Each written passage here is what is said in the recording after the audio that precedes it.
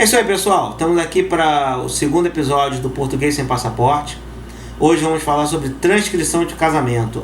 É muito importante se você já é casado ou se os seus pais ou seus avós não têm certeza se eles registraram no consulado. Se eles não têm, com certeza não registraram. Então você vai ter que fazer esse passo para poder fazer a árvore genealógica, se for o caso de avô, passar para a sua mãe, o seu pai, depois para você. Então, como que vai ser o procedimento, tá? Basicamente, você já fez a sua requisição de cidadania, ou no caso já está começando a preparar, você já não é tão alheio ao que você está fazendo. Vamos pensar no seguinte: você tem que basicamente levantar os dados do seu pai ou sua mãe e o do outro cônjuge, que é o português, que essa é a parte mais fácil, deixa para o final. Se você já tem a informação, esquece por enquanto, porque aonde você vai ter realmente problemas vai ser na documentação do Brasil, tá? Vou passar para o caso que foi o meu, casamento entre português e brasileiro, no caso estrangeiro, né? Lá no setor de casamentos do consulado tem 4 tipos, que é entre portugueses com e sem pacto antinupcial, e entre português e estrangeiro com e sem pacto antinupcial. Meus pais não tinham pacto antinupcial, então foi um passo a menos, né? Basicamente o que você vai precisar, esquece a ordem do site do consulado. Primeira coisa, certidão de casamento de inteiro teor, emitida ou pelo Rio de Janeiro ou pelo Espírito Santo há menos de 180 dias. Gente, se você não for do Rio, você vai ter que usar um serviço que eu vou falar daqui a pouco. Quando chegar esse documento, você vai ter que legalizar. Vou falar daqui a pouco o que é legalizar no Rio de Janeiro. Certidão de nascimento do nubente estrangeiro, emitida há menos de 180 dias, tá?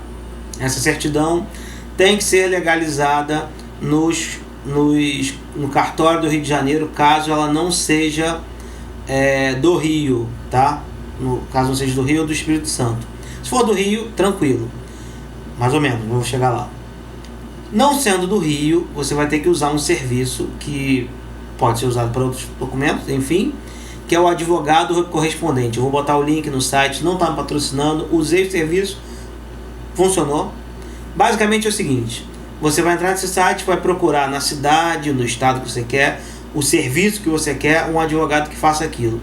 Ele vai te passar um orçamento, você vai conversar com ele por e-mail, acertar o preço e os passos, você manda o que você quer, o original, o antigo, né, uma cópia. Ele vai buscar um novo e vai mandar para você por e-mail antes de ser aprovado. Gente, preste muita atenção, não deixe o documento passar com nenhum erro. Se passar, você vai ter que pagar novamente porque a pessoa fez o serviço dela corretamente, tá? Prestem muita atenção. Os cartórios do Brasil costumam errar demais. Não teve um processo meu que eu não tive que pedir para fazer de novo, mas aí eu não saía do lugar. Você olha pro documento, analisa o documento em mão, ali em frente ao balcão, ao receber, já critica na hora. Eu tive problema em todos os momentos dos cartórios do Brasil. Outra coisa, caso uma dessas pessoas não tenha a certidão de nascimento em mãos, isso pode acontecer. Por quê? Bem no passado, as pessoas, até não muito longe, quando você casava, a sua certidão de nascimento ficava retida. Só que tem um porém: se o familiar que você deseja casou há muito tempo, eu acho que até antes de 60 e pouco, provavelmente a certidão de nascimento dessa pessoa foi incinerada. Exatamente, incinerada. Tem uma lei no Brasil que permite os cartórios fazerem isso. Então, o que acontece? Você precisa da certidão do seu avô ou da sua avó, que é brasileiro ou brasileira. Você vai tentar abrir o processo, né, que eles falam que quando você vai ao cartório e fala: eu quero a certidão de nascimento desta certidão de casamento aqui, ou seja, eles vão abrir aquele livro, né, fisicamente vão abrir o livro e vão ver quais são as certidões de nascimento em anexo lá. Se for muito antigo, não vai ter nada, então você vai ter que procurar a certidão por conta própria. Dica: se você sabe aonde o seu avô ou sua avó nasceu, o seu pai, etc., o cartório corretamente, eles não sabem de cabeça, tá? Mas se você tem algum indício, que foi o que eu fiz, que no caso da minha avó, a certidão dela foi incinerada, só que pela idade dela, eu analisei na minha cidade, existia tal e tal cartório. Ela provavelmente não foi registrada naquele porque era muito longe. Tentei um. Se tivesse errado, eu ia tentar no outro, porque a cidade não tinha tantos cartórios na época quando ela nasceu. Outra coisa muito importante, antigamente as pessoas não eram registradas, normalmente não eram registradas muito próximo ao dia do nascimento. Às vezes porque morava muito longe, então os pais demoravam meses, às vezes até anos. Então, quando você for fazer essa busca, pode ser que você não ache a certidão do seu familiar no local correto, na data esperada. Então você vai ter que ter um pouco de paciência, vai ter que, enfim, pressionar o pessoal do cartório, porque eles costumam ser muito corpo mole nessa situação, porque é difícil. Mas tem como eles acharem. Eles acharam da minha voz, podem achar de vocês. Não deem mole. Outra coisa, mais uma vez, não deem mole com a questão da documentação errada. Sempre verifiquem e não saiam do local sem estar com o documento totalmente correto, tá? Outra coisa, a certidão do cidadão português é mais fácil. Você passa, se você não tiver em mão, é só pedir para o consulado, é fácil. Vai preencher o requerimento normal, para até quem já falei semana passada, um modelo do que o consulado de Portugal coloca lá no site. Você vai preencher com as informações da certidão de casamento.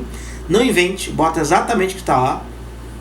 E para o caso que tem pacto nupcial, você basicamente vai pegar a fotocópia e legalizar, pegar a fotocópia autenticada. Eu falei sobre legalização de documento. O que acontece? O que é isso? Quando o seu documento vem de outro país ou de outro estado, você vai ter que legalizar a assinatura, vai ter que reconhecer a firma, entre aspas, do escrivão daquele outro estado ou país. Tá? Basicamente, o que você faz? O que aconteceu com meu pai? Meu pai, ele vem de Recife e eu tive que pegar, entrar em contato, colocar em contato, na verdade, o cartório de Recife com o cartório daqui. Eles conversaram, mandaram lá a assinatura pro outro e aí reconheceram. Não é tão complicado, eles vão querer fazer um corpo mole, mas nada muito complicado. Em relação a outro país, que não sendo nem Brasil ou Portugal, não sei informar. Imagino que o cartório de lá, do país que você queira, ele tenha o serviço notarial, ou a pessoa lá que assina, o cônsul, qualquer pessoa, pode ser que ele tenha ou um cartório reconhecido por aqui, ou ele pode indicar, ou enfim, bote para conversar. Pode ser um pouco chato, mas vai funcionar no fim das contas.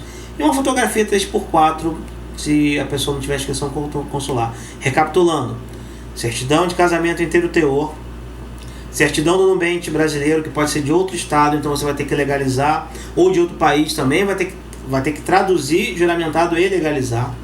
Certidão do nubente português, né? Nascimento, é muito fácil. Fotocópia autenticada do pacto antinupcial para os que têm esse caso. E enfim, é isso, né? Tem que ter cuidado só com os prazos, gente, porque a certidão de Portugal é muito rápida você obter, mesmo que você tiver que pedir pelo correio, 2-3 dias.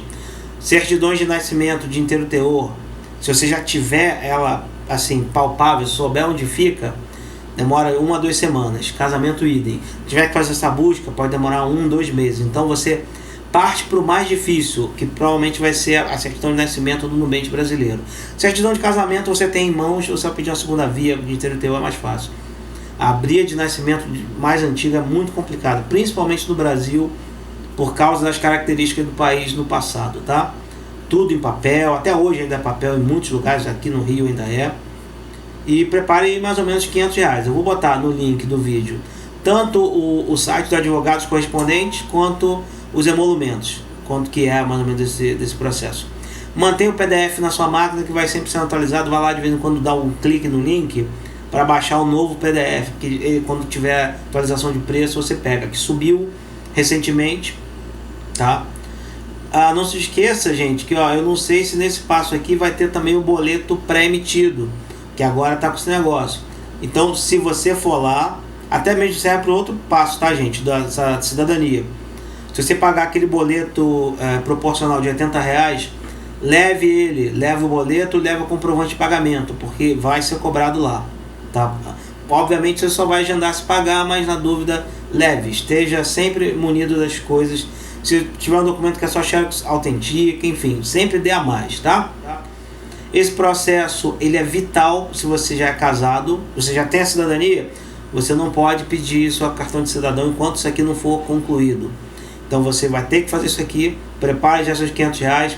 Esse processo demora, olha, o meu processo demorou 1 mês e meio, porque eu mandei a cidadania junto com o casamento, fiz um dia, 2 dias depois eu fiz o casamento. Chegaram juntas, então foi muito rápido, tá? No ano passado estava bem lento, do fim do ano para cá, o pessoal no consulado lá em Portugal principalmente tá mais rápido, tá? Então é isso, gente, vamos lá. Na próxima semana eu não sei se eu falo de mais documentação, não vou falar de cartão cidadão e passaporte ainda, eu não sei se eu vou falar mais de algumas outras dúvidas de documentos. Se vocês quiserem, mandem aí se alguém fala alguma coisa, se não eu vou falar sobre a Europa e o que é essa cidadania europeia. Porque se você está vendo esse vídeo, tem grande chance de você ainda não ter colocado um puto ainda, não investido nenhum dinheiro nesse processo. E às vezes você quer saber o que eu ganho. Eu vou gastar aí R$2.000 mais ou menos com esse bando de documentos, esse bando de processos, vou perder tempo. O que eu ganho com isso, tá? Eu vou falar um pouco mais sobre isso na próxima semana. E até mais pra frente, uma coisa que eu estou vivendo agora, que é a questão de legalização de diplomas, histórico escolar. Isso aí até ouvi um outro vídeo falando, só que eu vou tentar pegar caso a caso, vou quebrar assim pedacinhos pra gente resolver problemas bem específicos, tá? Os vídeos provavelmente daqui pra frente vão ficar menores, exceto, até o da Europa também não vou fazer muito grande não, a menos que surja um assunto muito genérico, como esse assim. Cartão cidadão eu acho que é bem específico, vai ser pequeno, passaporte idem. Então é isso, gente. Esse eu acho que é o último programa grande da série. Depois, mais pra frente, vai ter programas de 4, 5 minutos. Beleza? É isso, pessoal. Vamos lá. Curtam o canal, espalhem por aí. E assinem, né? Se inscrevam. Botem as dúvidas, vamos trocar ideia. E o que eu puder ajudar aí, eu tento ajudar. O que eu não puder, eu passo pra frente pra ver se eu levanto com alguém. Beleza, gente? Um abraço aí. Até a próxima. Tchau.